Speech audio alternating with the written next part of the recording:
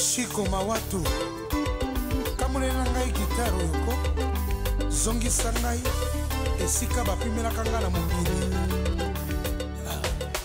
Si je savais ça. La promptitude avec laquelle vous avez répondu à notre invitation et de l'intérêt que vous portez à cette journée. Il me revient aussi le devoir moral de remercier la France au nom de toute la communauté congolaise de France pour nous avoir accordé l'hospitalité sous ces terres et de nous ouvrir aussi grand les portes de l'Assemblée nationale, ce haut lieu de la démocratie, ce sanctuaire sacré qui, par l'exemplarité du dialogue, des échanges, montre ce qu'il y a de plus cher au monde. L'Espagne et la France fait partie des grands principes moraux que s'inspira le reste du monde. Ce jour est donc un grand jour pour la diaspora congolaise, tant par la solennité de l'événement que par la densité des mots, et aussi parce qu'il met à l'honneur le courage des Congolais et étrangers de décliner leur vision et d'exprimer leur amour pour la patrie qui est le Congo.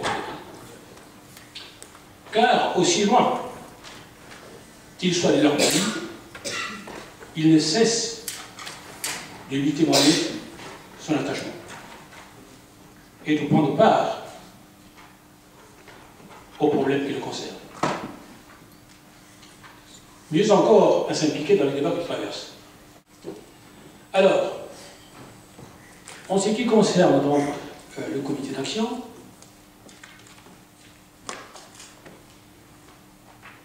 vous avez donc au milieu de nous Raphaël Goma, qui est donc le président du comité d'action pour la convocation des États généraux. Et vous avez Eugène Fernand Obello, qui en est donc le vice-président. Et vous avez donc Evra Nango, qui est chargé de l'administration et des finances. Et vous avez aussi donc Kevin, qui est chargé de la communication. Et vous avez aussi donc moi-même, Cicéron Massamba, qui est aussi en charge de la communication. Après avoir donc annoncé tout cela, votre attention sur la première intervention qui sera faite par le ministre Joseph Ouabari Mariotti, ancien garde des Sceaux, ministre de la Justice, dont la thématique du jour, État général de la Nation, enjeu majeur pour notre pays. À vous, Monsieur le ministre.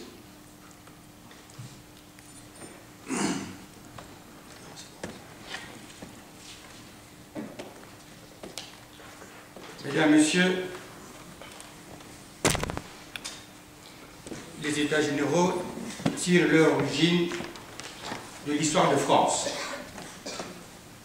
Ils naissent dès 1302, désignant des assemblées exceptionnelles convoquées par le roi de France pour trouver des solutions aux crises politiques du royaume, une guerre, une question diplomatique ou quelque autre problème de société. Ils se réunirent jusqu'en 1789. Les derniers États généraux, convoqués le 5 mai 1789 par Louis XVI pour résoudre la crise financière du moment, évoluèrent à la suite du serment du jeune homme à l'Assemblée nationale constituante qui marqua le début de la Révolution française. De nos jours, on appelle États généraux une assemblée de représentants de toutes les parties prenantes sur un sujet donné afin de l'aborder le plus complètement possible. On parle d'états généraux du logement, de l'industrie, de la santé, de l'économie sociale et solidaire, de l'environnement ou encore de bien d'autres domaines. Ces états généraux se concluent de manière générale par une série de recommandations ou résolutions applicables pour réformer le secteur ou améliorer l'état du domaine en question. Mesdames, Messieurs, qu'en est-il alors des états généraux de la nation au Congo et en quoi peut-il constituer un enjeu majeur pour ce pays? Au lendemain des élections législatives congolaises de juillet août 2012, marquées par une mauvaise organisation du scrutin, une forte abstention, des fraudes massives et de nombreux recours en annulation, les partis de l'opposition signataires de la déclaration du 17 août exigent du président de la République la convocation des États généraux de la nation, sorte de forum national rassemblant le pouvoir en place à Brazzaville et l'ensemble des forces vives de la nation, diaspora comprise, pour aborder de front les défis majeurs auxquels le Congo est confronté, leur trouver de voies de sortie et préparer l'avenir. En effet, au-delà de la question électorale qui déclencha la demande de la tenue des États généraux, le Congo traverse une grave crise qui touche tous les pans de la nation et de l'État. Elle va de la crise politique à la crise économique et financière, en passant par les crises morales, culturelles, environnementales, sécuritaires et autres liées au mauvais fonctionnement des administrations publiques, ainsi qu'au dépérissement du secteur privé. Revendication légitime de l'opposition, comprise à tort par le pouvoir congolais comme étant, d'après lui, un ordinaire instant de désordre, de violence, de règlement de comptes et de revanche susceptibles de raviver les haines de toute nature. Les États généraux de la nation sont plutôt un haut lieu de débat citoyen, pacifique et responsable, pour reconstruire sur des bases saines, démocratiques et solidaires, une nation en pleine déliquescence, à un moment de son histoire où elle n'a jamais été aussi riche. En posant devant vous cette contribution des enjeux majeurs pour le Congo que constituent les États généraux de la nation, nous, diaspora congolaise et autres démocrates installés en Europe, nous, comité d'action de la diaspora congolaise pour la convocation des États généraux de la nation, regroupement d'associations congolaises et d'individualités régulièrement installées en France, en Europe, conscients que cet échec manifeste du Congo, dont l'essentiel des causes sont endogènes, et donc d'abord et avant tout un échec politique, recevant que la Conférence nationale souveraine de 1991, une forme d'état généraux de la nation, clôturée par la cérémonie de lavement de mains censée passer l'éponge sur les plus de 3000 morts et disparus, recensés comme victimes de la barbe, sans une paix sincère et une sécurité réelle. Au régime de Brazzaville de se rendre à l'évidence de cette réalité qu'il ne peut faire semblant de continuer à ignorer. Au nom d'une fausse stabilité dont elle se réclame seule envers et contre tous. Plus que jamais est venu le moment de réunir les États généraux de la nation, dans la crise multidimensionnelle que traverse le Congo l'impose à la nation entière. Ainsi, en appelant nous au chef de l'État à privilégier le Congo et à lui éviter une catastrophe supplémentaire, d'autant plus que paix et la cohésion nationale qu'il a si souvent évoquées sont à ce prix.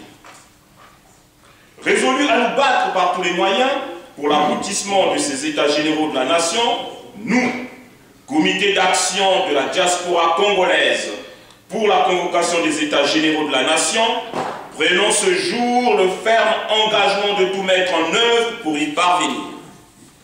Appelons enfin le peuple congolais à vaincre la peur et à balayer toutes les fausses assurances de développement et de sécurité qui lui sont faites par le régime de Brazzaville, et à un soutien sans faille au combat pour la tenue des États généraux de la nation. Vive le Congo-Brazzaville, vive la nation congolaise, fête à Paris le 1er mars 2013 pour le comité d'action Raphaël Boulou.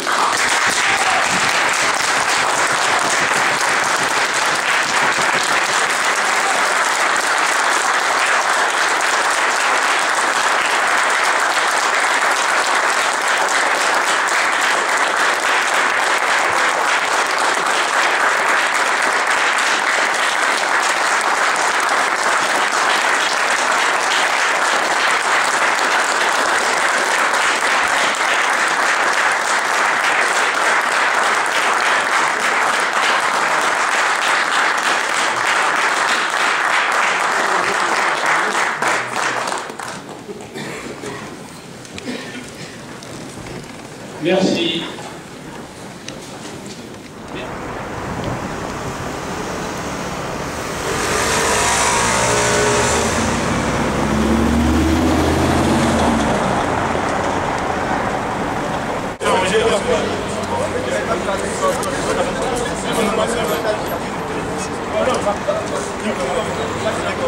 Alors c'est la sortie de la journée d'appel de la diaspora congolaise à Paris. C'est la sortie du 126 avenue de l'Université, non plutôt rue de l'Université, 126 comme prévu. Elle s'est terminée, elle vient de se terminer maintenant.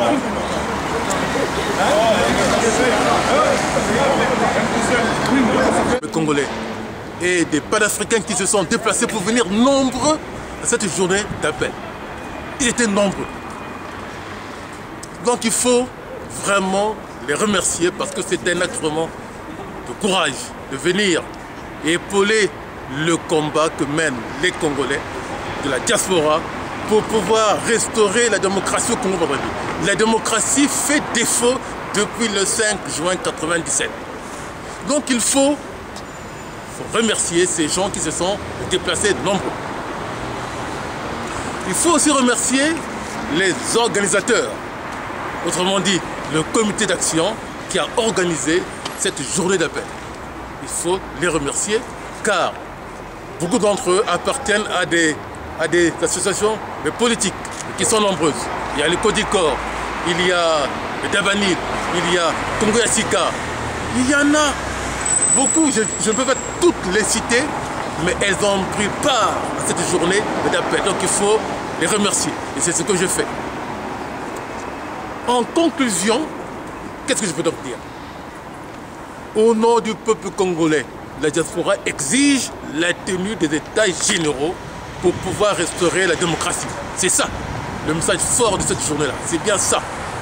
De là d'où nous venons, l'Assemblée nationale française, le Palais Bourbon, on a tenu que ça comme discours, exiger la tenue des états généraux au Congo-Brazzaville pour que la démocratie soit restaurée comme lors de la conférence nationale souveraine en 1991.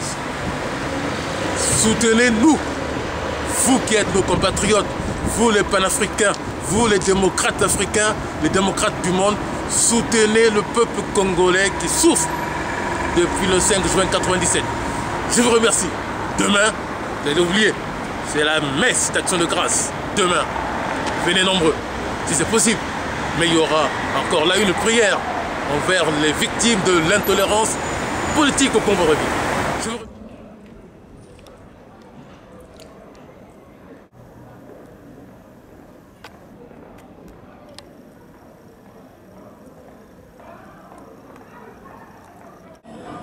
Le couvent M. Jacques où s'est tenue la messe pour les victimes de l'intolérance politique au Congo-Brazzaville. Et cette messe a eu lieu ici, après la journée d'hier au Palais Bourbon. Tout s'est bien passé. Tout s'est bien passé, il y a eu du monde. Alors, donc nous tenons à remercier le peuple congolais et sa diaspora pour pouvoir organiser une telle manifestation politique à Paris.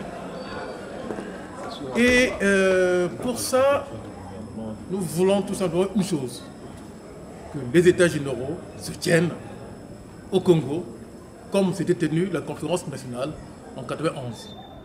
C'est l'issue qu'il faut au Congo pour pouvoir sortir de la crise politique dans laquelle nous sommes plongés depuis le 5 juin 1997. Il n'y a que ça. Il n'y a rien d'autre. Et que ça soit Ayo Kabiso, et Tangoné, c'est l'équipe, tout l'ingiko, tout comme tu as pouvoir, tout peut être un peuple congolais, parce qu'il y a le pouvoir naïe.